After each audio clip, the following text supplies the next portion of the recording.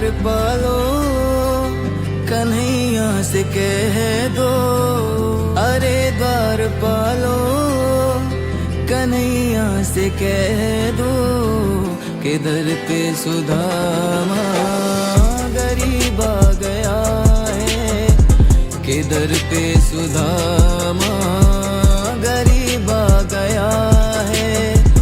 भटकते भटकते न जाने कहाँ से, भटकते भटकते न जाने कहाँ से तुम्हारे महल के करीब आ गया है।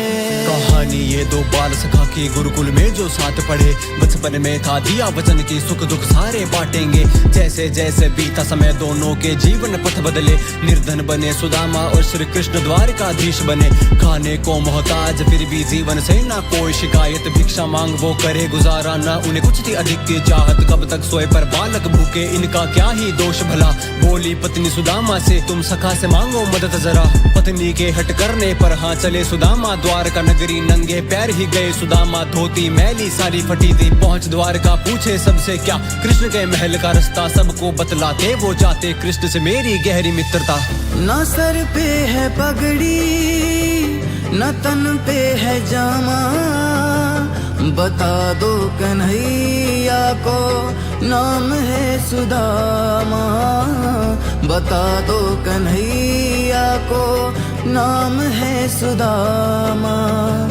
तुम एक बार मोहन से जा कर के कह दो, तुम एक बार मोहन से जा कर के कह दो कि मिलने सखा बद नसीब आ गया है, कि दर पे सुदामा गरीब आ गया है। देख के हाल सुदामा का, लोग कहे पागल उनको कोई ढोंगी है जो आया है। मारो सारे पत्थर उसको, इतना निर्धन ब्राह्मण भला मित्र कृष्ण का कैसे होगा। हंस रहे लोग सुदामा पर, वो अंदर ही अंदर जाए रोता। जैसे तैसे पहुंच गए वो कृष्ण के महल के द्वारों तक। द्वारपालों ने रोका उनको, पूछा आने का उपलक्ष्य। बोले सुदामा उनसे द्वारकाधीश को वो संदेश ये दे, आए मिलने सखा सुदामा निर्धन दूर प्रदेश से।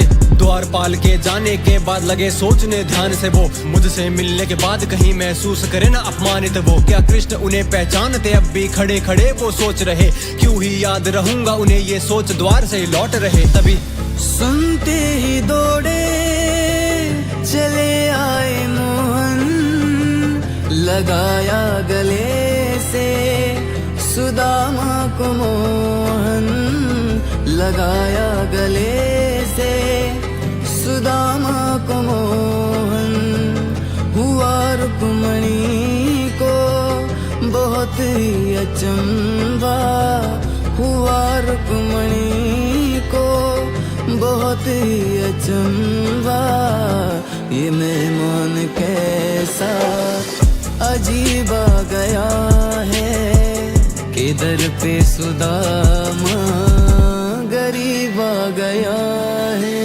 देख के सारे लोग अचंभित, ये भला कैसी माया है। एक निर्धन ब्राह्मण से मिलने त्रिलोकपति खुद आया है। नंगे पैर ही भागे कृष्णा, हालत कर ली पागल जैसी। लगाया सुदामा को सीने से अपने, गिरते जाए आंखों से मोती। देख सुदामा की हालत केशव फूट फूट के रोए हैं। सिंहासन पर बैठा कर उनके चरण आंसू से धोए हैं। तभी पड़ी नजर केशव की, सुदामा कुछ तो छुपा रहे। मित्र को अपने देने भेंट में 3 मुट्ठी चावल जो लाए। 56 भोग खाने वाला राजा क्यों ही भला हाँ ये खाए। तभी देने में संकोच करे श्री कृष्ण मंद मंद मुस्काए।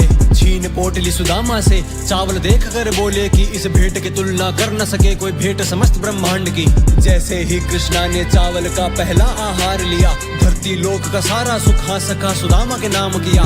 दूसरी मुट्ठी में कान्हा ने स्वर्ग लोक प्रदान किया। तीसरी मुट्ठी खाने चले माँ लक्ष्मी ने हाथ थाम लिया। हे भगवान क्या अब इनको वैकुंठ धाम भी दे दोगे? अब थम जाओ माधव, अपना सिंहासन भी आप खो दोगे। इस मुट्ठी चावल के लिए रुक्मणी ब्रह्मांड का त्याग करूं? उसने अपना सब दिया मुझे, मैं मेरा उसके नाम करूं। सुनकर बातें कृष्ण की ऐसी समस्त देवगण घबराए। ये देख माँ रुक्मणी ने चावल छीन के कान्हा से खुद खाए। निस्वार्थ मित्रता देख के आंखें शिव ब्रह्मा की छलक गई। जय हो आपके द्वारकाधीश, आप सा जग में कोई नहीं। बराबर में अपने सुदामा बैठाए, चरण आंसुओं से श्याम ने धुलाए। चरण आंसुओं से श्याम ने धुलाए।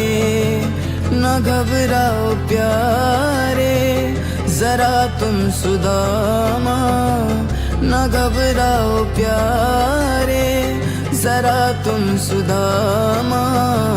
खुशी का समा तेरे करीब आ गया है, के दर पे सुदामा गरीब आ गया है।